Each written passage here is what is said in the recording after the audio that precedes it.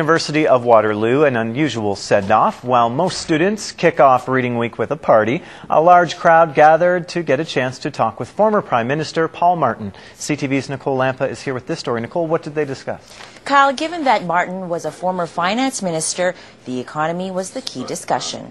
Every country is focusing on what can they do in order to stimulate their national economies. A worldwide problem is being felt by these students. What can we as the West? Matthew Castle asks a former prime minister and finance minister how to survive the economic downturn, not just as a student, but also as a future leader. As a young person, I'm going to be inheriting this economy. I'm going to be inheriting the budget deficit that Stephen Harper's now racking up.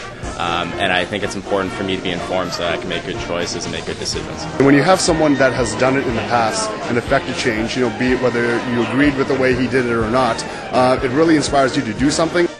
Others feel the same way. It's just interesting to hear someone of this caliber speak on these kinds of issues. He can tell us a lot about what's going on. He has a ton of perspective. He was a fantastic politician. In my experience is that you can't judge these crises, and they are normally worse, which is why you've got to as a country, keep your balance sheet in surplus, and you've got to make sure you have the room to maneuver. The economy wasn't the only topic. Martin also talked about Canada's treatment of Aboriginals, our role in Africa, and Afghanistan. For Matthew, these are issues he doesn't mind tackling. I think when times are tough, that's when you're most needed. And if I would have something to contribute, I'd be more than happy to do it. Now the talk was put on by UW's Federation of Students and a Canadian youth group. This is one of the most disgraceful pieces of journalism I've probably ever seen. Nicole Lampa refused to talk to me on camera, and later after watching the program she put together, I asked her why she didn't at least give the name of my youth group who arranged the whole event in the first place. She told me she was under the impression that my youth group's name was A Canadian Youth Group, and then quickly hung up the phone. In fact, the most coverage that my cause had received from the whole event was published in the local Waterloo paper called The Record, where it was written that, and of course there was that one passionately idealistic student who grilled Martin relentlessly until the microphone practically had to be wrestled from his hands. By the way, I'm not a student at the University of Waterloo. I can't afford it. But again, poor journalism. So here we have the guy who writes the laws, and one of the guys who abuses the laws, which is bankrupting the entire country, getting together in his $66 million private resort, in secret, along with other bankers who admit major crises are used to form a one-world government, ruled by bankers and elitists. You see, Paul Martin doesn't care if he helps bankrupt the people of Canada, because he's already made his millions from the guy who practically made him Prime Minister. But instead of exposing this, these two news agencies did the opposite and made Paul Martin look more like a saint. This is the opposite of information. Misinformation. So now do you see why the owners of the media attend these secret meetings as well? They don't want to expose the truth, because if they did, they would expose themselves. Take this copy of Reader's Digest. The Canadians You Trust. Let's check out who made the list.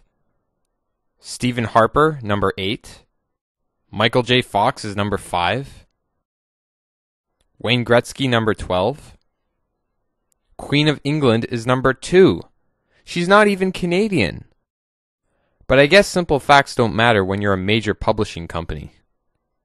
Number 1 was David Suzuki, Mr. If you can't beat Walmart, join them.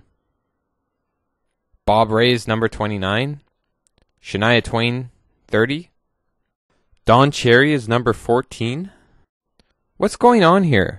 How was this list even put together? If you read the fine print, it states, to conduct our trust poll, we commissioned an independent research firm, Harris Decima, to survey a representative sample of nearly 1,200 English-speaking Canadian adults. Respondents were presented with a list containing the names and photographs of 100 prominent Canadians and asked to rate each according to trustworthiness. They were then asked to select which personality they trusted the most, giving us our list of the 50 most trusted Canadians. Wow, what an informative study. That's just a loophole to get away with publishing a magazine titled The Canadians You Trust, and then putting Stephen Harper and other corrupt politicians on the list.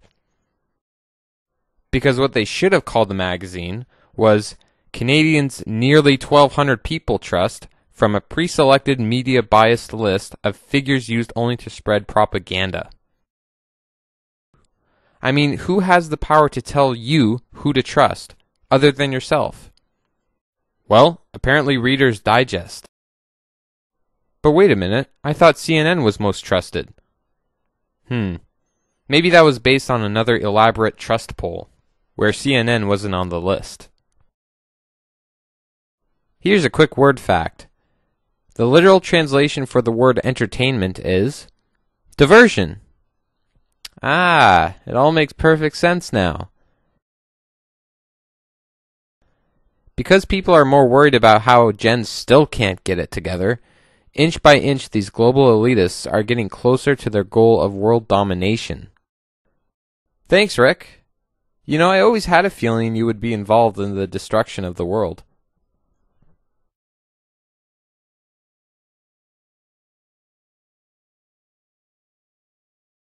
The media is doing such a great job at convincing everyone that politics in Canada is as simple as red versus blue. When in reality, as we've seen behind closed doors, they all belong to the same clubs, all serving the same corporate masters.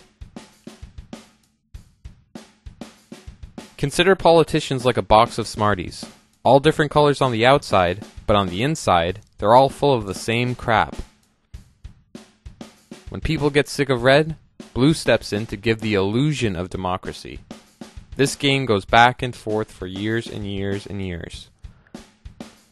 Sometimes we get a little bit of hope from orange or green, but because they don't have the powerful corporate backing behind them like blue and red, they'll never get into power unless they sell their souls as well.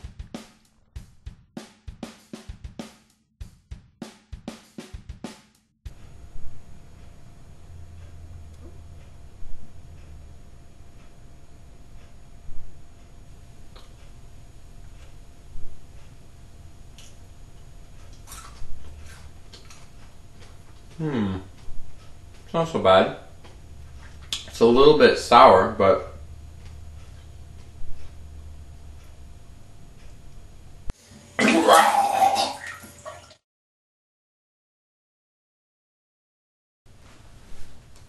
oh, well, maybe these ones aren't as bad.